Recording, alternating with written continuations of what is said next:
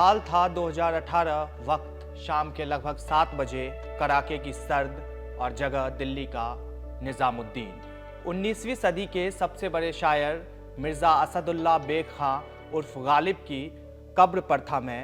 फातिहा की जगह उनका ही एक शेर पढ़ रहा था, मौत तो एक दिन मुअय्यन है, नींद रात भर क्यों नहीं आती। ये शेर पढ़कर मैं हज़रत निज़ामुद्दीन औलिया की दरगाह की तरफ निकल पड़ा।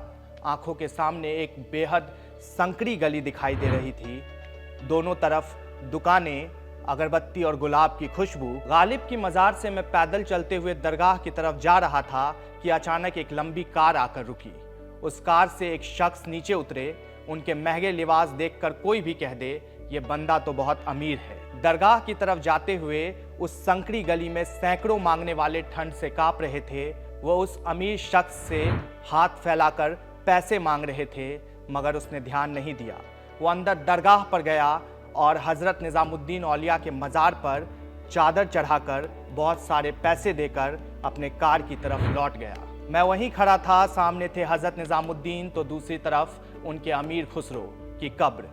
मेरे जहन में था निदा फाजली साहब का शेर, घर से मस्जिद है बहुत दूर, चलो यूं कर लें किसी रोते हुए बच्चे को हंसाया जाए। कहते हैं जब निदा फाजली साहब ने पाकिस्तान में ये शेर पढ़ा तो लोगों ने उनसे कहा कि आपने अल्लाह के घर से ज़्यादा बच्चे को क्यों महत्वपूर्ण बताया।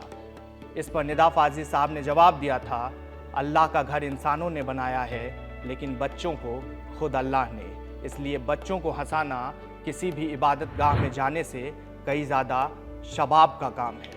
बहरहाल वो शख्स जो कुछ देर पहले अपनी गाड़ी से उतरा था और गरीबों को नज़रअंदाज करते हुए आकर ढेरों पैसे मज़ार पर दे गया था, उसका चेहरा मुझे विचलित कर रहा था।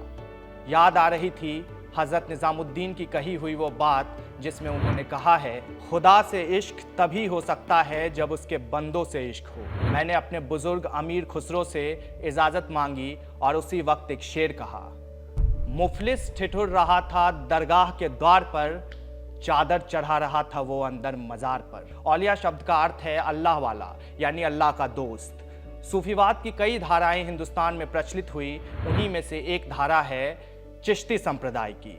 इसी चिश्ती संप्रदाय से हज़रत निज़ामुद्दीन औलिया भी हैं। जब आप दिल्ली के निज़ामुद्दीन औलिया की दरगाह पर जाएंगे तो आपको दूर से ही ढोलक की आवाज़ सुनाई देगी और दिखाई देंगे मदमस्त होकर गाते कव्वाल। यह दृश्य देखकर आपके जहन में वो सवाल आएगा जो आप बचपन से अपने आसपास के लोगों से सुनते आए हैं या कभी बाद में व्हाट्सएप पर पढ़ लिया होगा, इस्लाम में तो संगीत हराम है तो फिर कव्वाली क्यों। इस सवाल के जवाब के लिए आपको मैं ले चलूंगा 11वीं सदी में और सुनाऊंगा एक किस्सा। तराइन के पहले युद्ध में पृथ्वीराज चौहान के हाथों शिकस्त खाने के बाद मोहम्मद गौरी जब वापस अपने लश्कर के साथ लौट रहा था तो उसे एक आदमी आता हुआ दिखा। हिंदुस्तान की तरफ आते हुए उस व्यक्ति से मोहम्मद गौरी ने पूछा कि तुम कहाँ जा रहे हो। उस व्यक्ति ने कहा मैं हिंदुस्तान जा रहा हूँ। मोहम्मद गौरी ने सवाल किया क्यों जा रहे हो। उस व्यक्ति ने कहा मैं इस्लाम के प्रचार के लिए जा रहा हूँ। मोहम्मद गौरी ने कहा देख मैं भी इस्लाम के प्रचार के लिए गया था, हिंदुस्तानियों ने मेरी क्या हालत की, हमारे साथ आ, हम हिंदुस्तान पे दोबारा आक्रमण करेंगे। उस व्यक्ति ने जवाब दिया मोहम्मद गौरी की आंखों में आंखें डालकर मुस्कुराते हुए, आप इस्लाम का प्रचार करने तलवार के दम पर गए थे, मैं पैगंबर मोहम्मद के संदेश के साथ जा रहा हूँ। देखिएगा एक दिन हिंदुस्तान में मेरे नाम से इस्लाम को जाना जाएगा। वो व्यक्ति कोई और नहीं मोइनुद्दीन चिश्ती थे, जिनकी दरगाह पर अजमेर में आज हिंदू, मुसलमान, सिख, ईसाई सभी धर्मों के लोग जाते हैं। यही मोइनुद्दीन चिश्ती थे जो एक शाम अजमेर में विचित्र संगीत की आवाज़ें सुनते हैं और तुरंत अपने मुरीद से कहते हैं इसके बारे में पता लगाओ ये आवाज़ क्या है। उनका मुरीद कहता है कि पास में ही हिंदुओं का एक मंदिर है जहां कुछ हिंदू जिक्र खुदा कर रहे हैं जिसे वो भजन कहते हैं। मोइनुद्दीन चिश्ती को इसमें बड़ा लुत्फ आया और उन्होंने तुरंत अपने मुरीद को एक डफ लाने के लिए कहा और उसी डफ पर कुरान शरीफ की अरबी में लिखी हुई आयतें तरन्नुम के साथ गाना शुरू किया। यह कव्वाली था जिसका आइडिया भजन के कॉन्सेप्ट से आया था।